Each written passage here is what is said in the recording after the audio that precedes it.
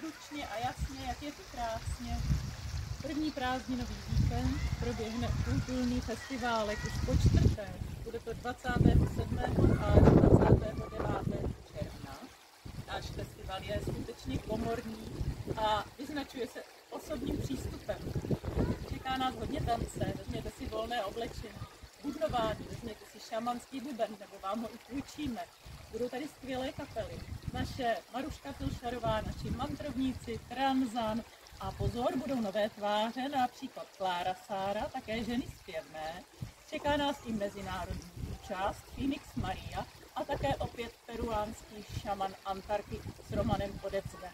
Takže potůček zurčí, vítr fouká, oheň hoří a země nás drží. Moc se na vás těšíme.